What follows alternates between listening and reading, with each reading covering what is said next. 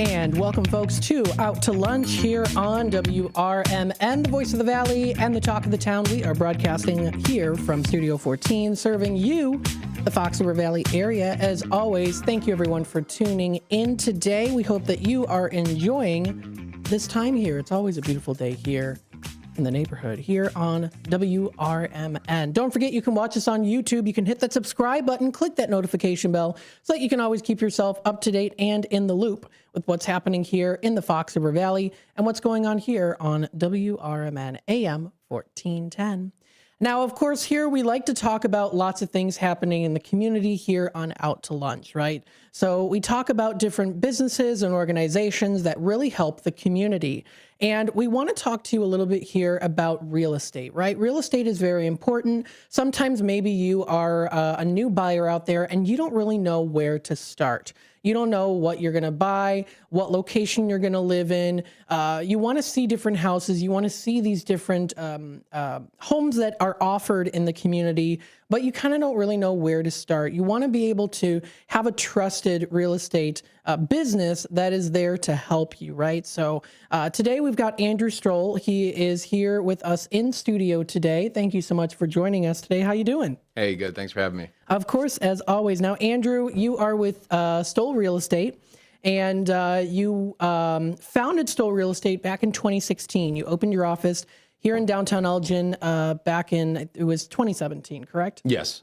What was your motivation for choosing specifically Elgin as your the main base of your business? Yeah, no, I mean, I had worked in the area. Well, first of all, I'm born and raised in Elgin, so you know, from the area, know the area very well. So it just kind of lent itself to, you know, having a business, especially a business that requires local knowledge, experience, understanding, stuff like that. So yeah, just from the area, I'm very in tune with the community. I've been a part of the community for a long time.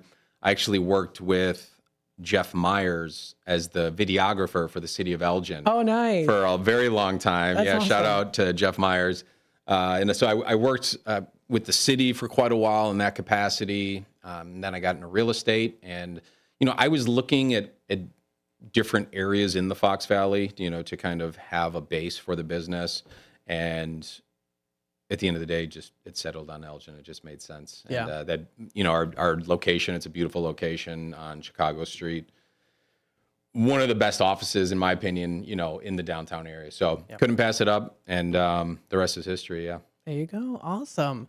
Okay, so in an ever-changing real estate market, right, what differentiates Stoll Real Estate from other brokerages? Yeah. No, I mean, I love my industry because there's a lot of real estate agents, there's a lot of brokerages, and there's a lot of good ones, but there's also a lot of bad ones that we deal with. I personally never go out of my way to highlight the bad experiences I have or the bad agents, but it's important for the general public and just consumers to know, like, make sure you're choosing an agent, you know, that has experience, that has a track record.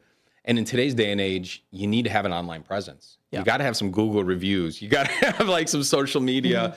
And I think that is proof that that person, you know, has some experience. Last year in 2024, actually, one of the most jarring statistics that we had to start off this year, I'm not sure if I mentioned it when I was on earlier in the year, or even if I had this data, but 74% of all realtors didn't sell a single house in 2024. Oh, really? Yeah. Wow. So it's such like a far out there statistic that it's hard to believe. But we also exist in an industry where roughly 75% of realtors are part-time. So, a lot of agents, even agents at my company, most of my agents are part-time. They have other jobs and stuff, and they sell a couple houses a year, and they're, it's some extra cash and stuff like that. So, there's a lot of good brokerages, a lot of good agents, a lot of bad brokerages, a lot of bad agents. Just make sure you're choosing one. And what sets us apart is really just that consistency and, kind of the responsiveness that you get, or that you should get, from somebody who does this every single day as a career. Right. Yeah. Well, and you work with a lot of people who, I'm sure many people going into this field, you have people who are experienced, people who are not. And so you're there to also teach them as well. Yeah. I mean, agents that join our firm, I'm right there holding their hand. Like, they're getting training. There's a certain expectation of professionalism and service, and when you ask me like kind of what sets us apart, I could go into the cliche stuff, like we're bulldog negotiators, or like we provide excellent service, and we do all those things. But I think where a lot of agents tend to falter is in that consistency, in the responsiveness, and in the communication, because a lot of agents have other things that they're doing. Right. So it's important to communicate always. Absolutely. You know that. Yeah, absolutely. Now I got to ask you a little bit about this. We know you are actually a top-rated agent in the Chicagoland area, selling in the top 5% of Chicagoland agents, 3% of Kane County agents, and the top 2% of Elgin agents. That's awesome. With your extensive knowledge and experience of the area, what trends are you seeing in the local markets? And I guess I would also say, how do you try to keep up with those trends?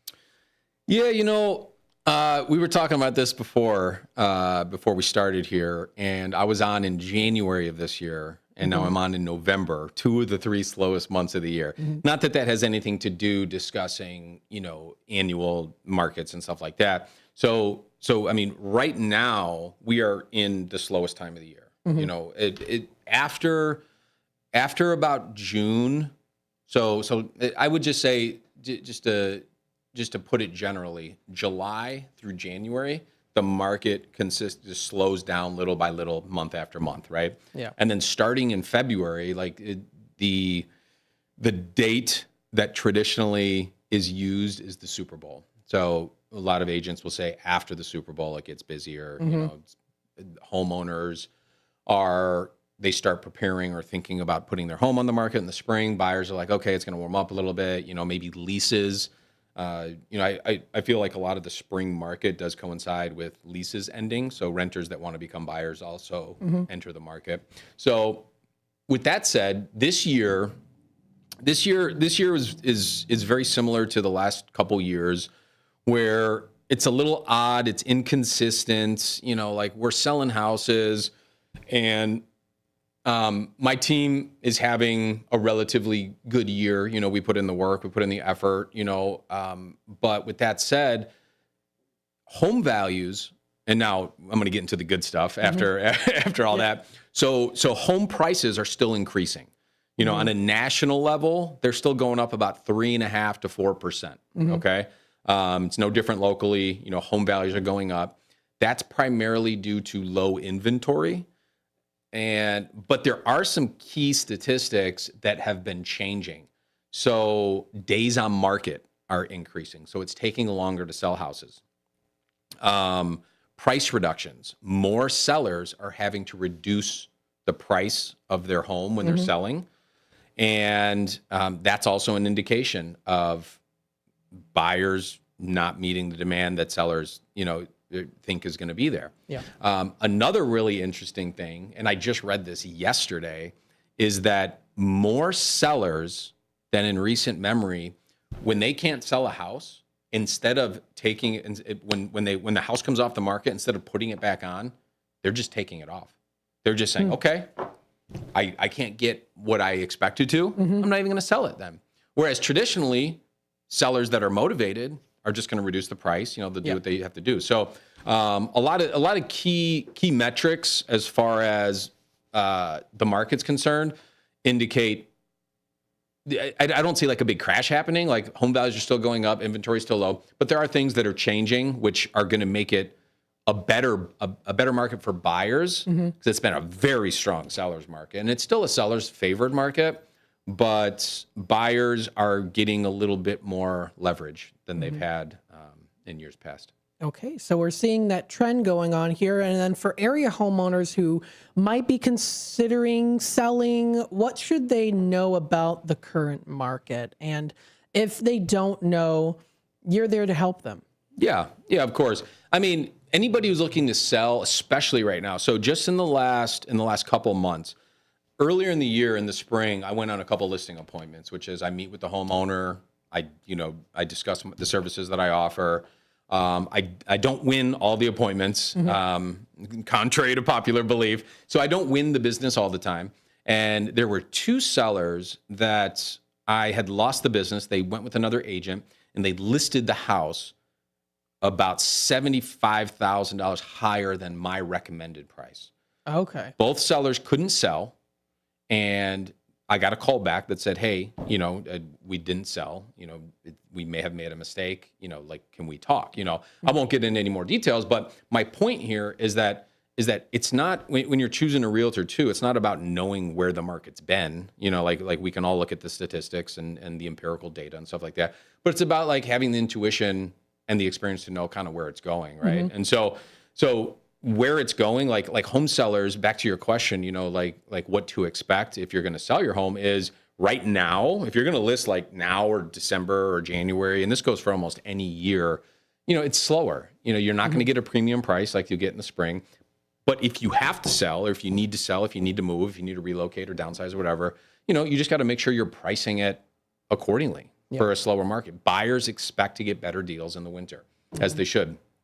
So, the expectation is you have to price it well, and you may need a price adjustment if the market doesn't respond, to what you're offering. And I mean, every house and location is going to vary, based off of that. I mean, there might be times when maybe a house value might be a certain value, and then they build, in the next couple of years, a couple more homes or a neighborhood right next to there, or a park or a facility, and then that value just went up as well too. So there's kind of that people have to kind of keep in mind as well when it comes to buying and selling also. Yeah, absolutely. And it's, there's not like one size fits all when selling a house.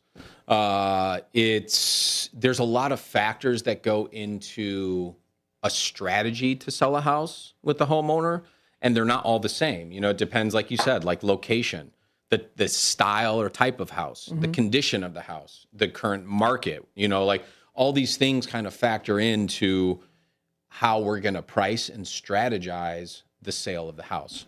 Yeah, absolutely. Now, speaking of selling, of course, here, what are the first steps you would advise clients take before they list their home with you? So my process, I'm going to give you a general overview here. We don't have the time to get into a full detailed process here, but I'll meet with the homeowner if they decide they want to go with our services. There's a few things that we do and that we help them do. So first of all, we never, like my style of working with clients is we don't ever pressure anybody. We work with your schedule. We adapt to your timeline. Yep. So we always want to get to know our clients. We want to know kind of what their purpose is, what their real estate goals are, and kind of go down that path. So with that said, one of the most important things is determining a price. And a price needs, and I usually know the price going into the listing appointment before they ever get hired, just knowing the market and doing the proper research. And once you and the homeowner have agreed on a price, now, we want to guide that homeowner into preparing their house, which is kind of the product that we're putting out there. Yep. We want to prepare that product to reach and pique the interest in as many buyers as possible. So whether that's making improvements, renovations, doing staging, we work with an excellent interior designer who is we offer that as a complimentary service with all of my listings. So you're always going to get a professional. I have an idea, but like I'm not an interior designer by any means. So And so, we kind of walk you through that process all the way to the kind of, implementing our marketing strategy. Yeah. And, our marketing strategy, I'm, sure you can imagine, like MLS, social media, email blast, getting out to our network, stuff like that, all very important and relevant. But, I hate to say it, the number one best marketing tool that any realtor has is price. You need to price the home well. And you and I have discussed this before, and you may be even waiting to ask me a question about this. So I'm going to talk about it right now. But part of pricing a home and why they're not all the same is because statistically, and just generally speaking, if you price a home at or slightly below market value, it will sell for more money than if you overprice a home. But obviously that's contingent on knowing what the market value is. Right. So you can meet with 5 different realtors. Everyone may have a different price, but they should all be within like a small range of value, right? So yeah, pricing strategy, it matters. Now, there's also a seasonal strategy that you also have to factor in. So, for example, in the spring, right when the market's about to heat up, doing the strategy that I just described at or slightly below will usually net you more money. However, if you're listing in the fall, or like if you're listing now in the winter, in the fall, in the slower months, buyers are going to expect to negotiate something down because the market's slower.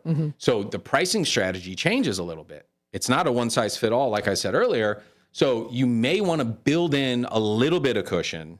I hate saying that because I don't want people to think that this is a good or normal thing where it's just like, price it high and then, we can negotiate down. Like it does apply in certain times, but mostly not. But like if you were to list right now, it's not a bad idea to necessarily build in a little bit of buffer because of the time of year. Okay. And so that will kind of, with that advice, and then you've seen it played out, have you noticed more success because of that? No, not necessarily. I would say this, pricing at or slightly below probably has the most success. And the reason I say that is because it's easier to measure than pricing at slightly above in the slower months, because the slower months are just less predictable. That's why. It's like it's hard to necessarily attribute what the reason was why it took longer to sell. Yeah. I have, and I'm not ashamed to say it because it happens all the time, but I have a couple listings currently. They're under contract now, but it took me way longer than I'm accustomed to getting them under contract. But the difference is like, we don't just list it and then leave it there. We're constantly, like, I'm talking every week, every 1 to 2 weeks, I'm analyzing the market data. We're looking at feedback. We're talking with agents. We're scrutinizing our listings to see what we can do better. But even with everything that we can possibly do within our power, sometimes listings sit for a while. So the question is it us? Is it the market? Is it the price? And that's kind of our job to determine and help our clients kind of, figure it out. Yeah. And you always have to kind of stay on top of the market. And so you have folks who are always like, I guess, researching, right? Being aware on, what statistics are coming in with the market and things like that too. So there's that. Now, once a home is listed, you got to keep those clients informed through the showings, offers, inspections, and then also the closings too. What should sellers expect in terms of timeline and involvement? Again, I know that it's going to be kind of different for each person, but generally speaking, what would you say they can expect? Yeah, like generally, from when you decide on who you want to hire to help sell your house, you're going to go through a process of preparing your home for market. Once you get to listing the house for market, at least for us, like we offer our clients an end-to-end transaction management system or platform, if you will.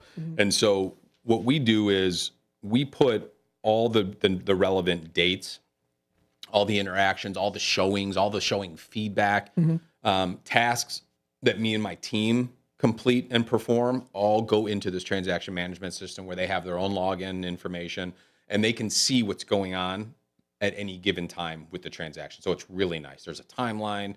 And so it's mutually beneficial because we don't have to sit there and message, text, call, email every time we do something. So it's all in that platform. So we have a really nice system and platform that we offer them. But the work that goes into selling a house, most of that is done, but before the day you list it. Once you list it, you have done most of the work. You've prepared the house, you've priced it, you've done the market analysis, you're kind of ready to go. And then you kind of just throw your marketing strategy out there and it works, hopefully. Absolutely. I know we only have a couple minutes left. There was another question I wanted to ask. Yeah. For folks who have never listed a house and presented it before, do you also help them to kind of, say like, okay, make sure that like the furniture's placed this way, or, is there certain rules with that too? Usually when you look at houses that are being listed, it's very clean and maybe people have never done that before necessarily, like, set up a certain way. So do you help them with that too? Absolutely. So one of the services that we include, I had mentioned this briefly earlier, is that we work with an interior designer. Yes. And so we include with our service, it's no extra charge to the client. We take care of it. We have a relationship with her. And so we schedule a consultation, an interior design consultation, where she will walk through the entire house. She'll provide a very detailed report with all of her recommendations. And those recommendations, a lot of them are no to little cost. And so it's not like we're saying, you need to completely remodel the whole house, but she'll be like, this piece of furniture is too big, take it out. Move that over there so that the walking lines are cleaner. Take out this rug because she knows that a lot of times a rug in a space may make it look more constricted, may make it look smaller. So she'd be like, take that rug out of here to open it up. Right. All these little things that she does helps, attract the interest of buyers, and our goal is to get multiple offers for every one of our sellers. Yeah. So what we do is it's always the homeowner's choice. We are just there to give them our best advice every step of the way. And our goal is to sell for as much money as possible and as fast as possible, unless the client has different intentions. There you go. Yeah. We still got a little bit of time left. I want to thank you, of course, for joining us today. As always, for folks who are tuning in now, might be interested in joining your team, how can they do that? Where can they find you? So the easiest way is we have a join our team page on our website, and there's a ton of information there about what our brokerage offers as far as training, tools to use, when you're getting started. And it's the same thing as finding an agent in a way. It's like there's some good ones, there's some bad ones. Any reputable brokerage should be able to offer you a good amount of tools. We do mentorship. I have hands-on training. Our company is a company, and we're licensed in Illinois and Florida. Right now, we only have 12 agents, right? Okay. So when agents want to join, they're going to get my personal attention, which helps, kind of expedite their training and getting started with their business. Awesome. So folks, check out more information, stollrealestate.com. That's stollrealestate.com. You can find them here on the World Wide Web. You can check them out. Again, that is stollrealestate.com. Andrew, thank you so much for joining us today. Always good to see you. Of course, you as well. Folks, we'll take a quick time out. We'll be back with more here on Out to Lunch. Stay tuned.